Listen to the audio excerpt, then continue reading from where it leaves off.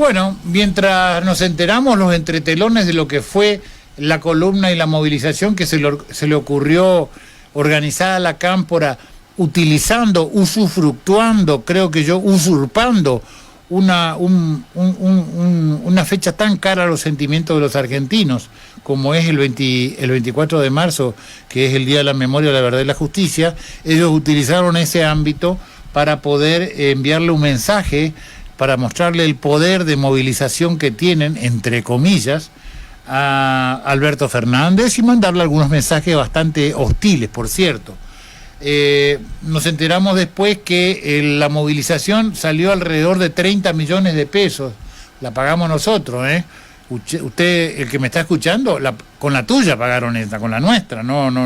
Nadie metió en el bolsillo, la mano en el bolsillo y pagó los colectivos, pagó el escenario, toda la cobertura de medios y todo eso, que se calcula mínimamente, haciendo un cálculo de base de 30 millones de pesos. No sabemos cuánto se gastó en choripán, en los 1.500 o 1.000 pesos que le pagan a cada uno que va y todo ese tipo de cosas.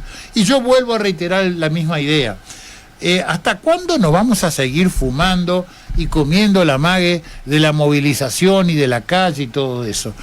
Cuando la movilización se hace en base a estructuras y aparatos, no tiene ningún valor, porque la misma gente que va a la movilización desde el día ante un día es la que va a la de Máximo al día siguiente. La misma gente que va a la movilización que hace Gildo cuando los aprieta con los planes sociales, con los empleos públicos, aprieta a los monotributistas que tienen que ir, coloca 100 colectivos, alquila 200 remises, cualquiera lleva gente. Cualquiera puede juntar 15, 20 mil personas en esas condiciones si tuviera la estructura y el aparato del Estado como lo tienen. Entonces no tiene para mí ninguna relevancia política que la Cámpora, con algunos intendentes y funcionarios, con la caja del PAMI, con la caja de ANSES y con toda esa plata que tienen, movilicen 15, 20 mil personas. Me parece absolutamente, no tiene, sin ningún valor. Mientras hacen esto los de la Cámpora, por ejemplo, Gildo Infran se empeña en decir que ¿cómo es que dicen? La oposición está actuando en forma destituyente, mientras que somos los únicos que le aprobaron el acuerdo con el Fondo Monetario Internacional, y 40 de sus propios diputados le votaron en contra del principal proyecto que le puede dar la posibilidad lejana de terminar este mandato, porque si siguen así, matándose entre ellos, y encima en un marco de default, no creo que lleguen muy lejos. 12 senadores votaron de su propio palo, votaron en contra. Pero los destituyentes dicen que, y los que quieren tumbar a Alberto, dicen que son los de la oposición que votaron a favor. Lo mismo también cuando escucha, por ejemplo, al senador Mayán. Al senador Mayán uno lo escucha decir, por ejemplo, de que bueno, cuando quiere explicar lo que pasó en el Senado con los senadores de su partido o en Cámara de Diputados, dijo que esta es la democracia interna normal y común en un sistema democrático con un frente como el de ellos, digamos, donde tienen libertad de acción. Se mostró muy tolerante, pero a mí me parece muy bueno, porque sin duda Mayán ha mejorado mucho respecto al Mayán que conocimos en Formosa. ¿O se olvidan de ese episodio de Mayán en la legislatura provincial, donde le reventó la cabeza a piñas al diputado Branda, que era de su propio bloque, porque estaba en contra de la reelección indefinida de Gildo Infran? ¿No la tenemos ahí al video? Bueno, lo vamos a tener y lo vamos a pasar. ¿Recuerdan ustedes cuando en plena sesión de legislatura Mayán, por una cuestión democrática interna, había gente que estaba a favor de Gildo y gente que no estaba a favor de la reelección indefinida de Gildo dentro del propio bloque oficialista? Entre ellos estaba, comandando el bloque que no estaba a favor de la reelección de Gildo Infran, estaba justamente el diputado justicialista Branda. Sin embargo, Mayán, desde atrás y a traición, le pega empieza a golpearlo por la espalda, generando un escándalo de increíbles dimensiones y consecuencias, como fue allá por el 99. Bueno, hoy hemos mejorado sustancialmente porque Branda Branda ya se recuperó, está bien, sobrevivió, digamos, no se preocupen. Pero Mayans cree que realmente, bueno, este es el juego libre de la democracia, la posibilidad de que algunos legisladores no voten dentro del bloque y no respeten la disciplina partidaria. Vamos después a las declaraciones, por ejemplo. A mí me sorprende que digan que, a ver, ¿tenemos el video o no? Ahí va. Para recordarle nomás a la gente, Mayans ahora aparece como una Dalí de la democracia, de la tolerancia, de los buenos usos y costumbres, del disenso que tiene que haber dentro de un bloque, y me parece bárbaro porque sin dudas demuestra que ha habido una gran evolución.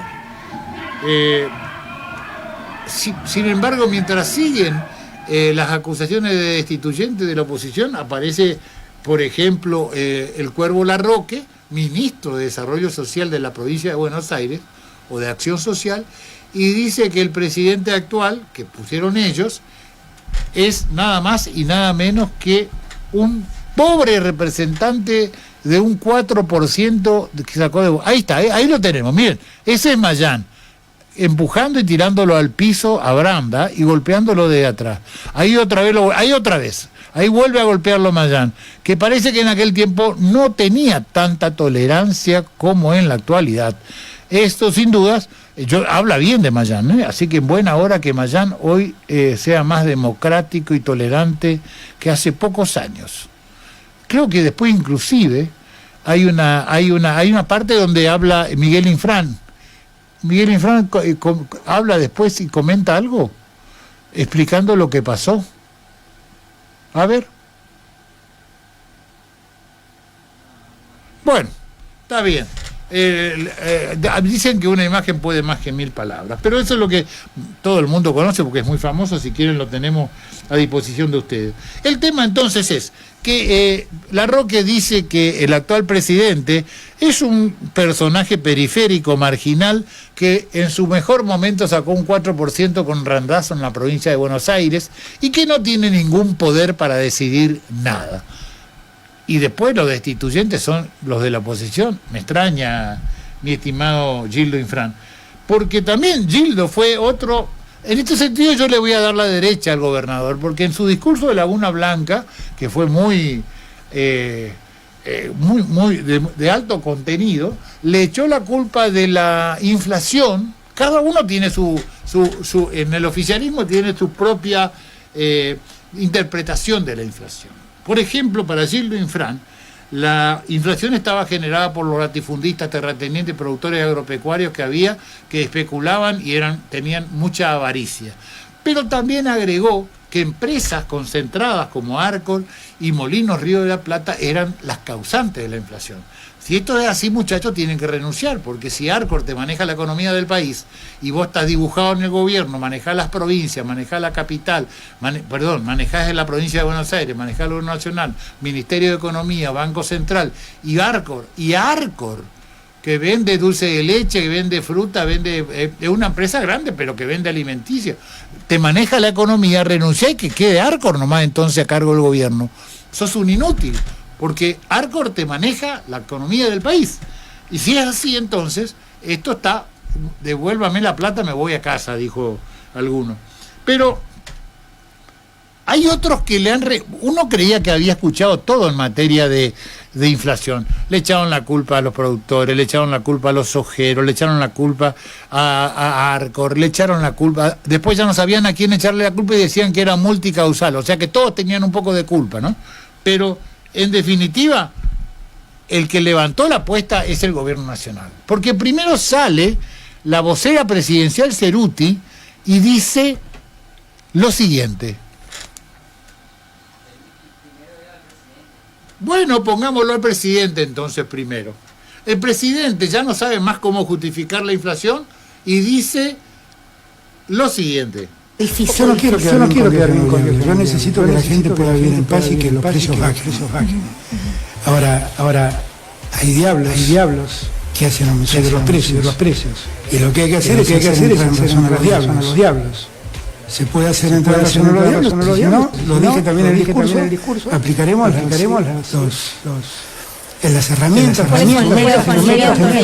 todo lo que tenemos. La ley de abastecimiento es uno de los medios. Todos los que tenemos. Lo que hay que entender es que es cierto que se ha desatado una guerra que ha potenciado el precio de los alimentos y el precio de la energía. Es cierto que Argentina en ese lugar tiene una posición casi de privilegio porque puede vender mucho alimento al exterior. Esto a mí me parece espléndido como oportunidad. Lo que no me parece espléndido es que eso se convierta en un problema para los argentinos. Mi obligación primera es con el ciudadano, que tiene que ir a comprar el paquete de fideos, el kilo de harina, kilo de azúcar. Ahí está mi obligación primera.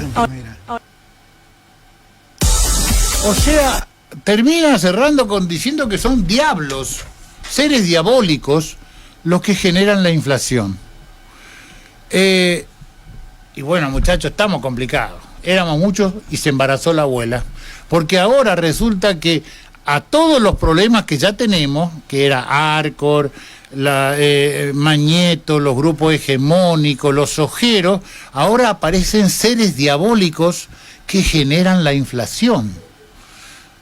Porque esto no lo dijo solamente Alberto, también lo dijo la Ceruti, la vocera presidencial. Así como Alberto habla de diablos, ella habla de maleficios. Nosotros, la inflación es un fenómeno casi, te diría, endémico en la Argentina. Habla de maleficios. Dice que la inflación es un fenómeno casi, te diría, endémico en la Argentina, como dijo el presidente, casi un maleficio.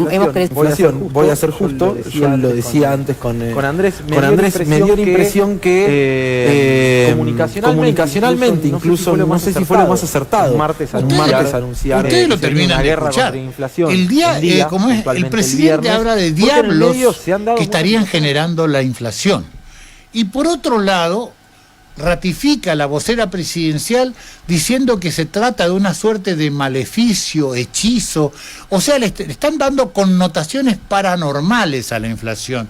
Resulta que ahora la inflación tiene una alta carga metafísica o de esoterismo que está fuera de control, digamos. Tenemos que buscar reemplazar al ministro de Economía, tenemos que buscar un exorcista, un cura, o si no, un gurú, como dice Gabriel, o si no, algún chamán, Virgana Amauta Huiracocha, esos que curan los hechizos, para ver de qué manera estamos complicados. Ustedes, los que me escuchan, ¿se están dando cuenta en manos de quién estamos?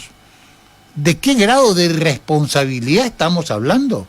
El tema de la inflación es como la tabla del 1, todo el mundo ha descubierto ya la fórmula de la chipa cuerito.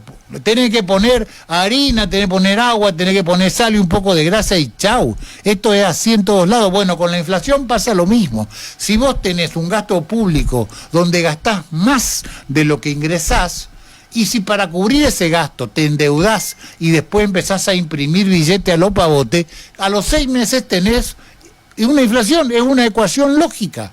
2 más 2 es 4, bueno, gasto público más impresión de billetes es igual a inflación. No es ni Arcor, no son los ojeros, no son los diablos, no son hechizos, ni son maleficios. Entonces, paremos la mano, muchachos, porque si no nos vamos a volver locos.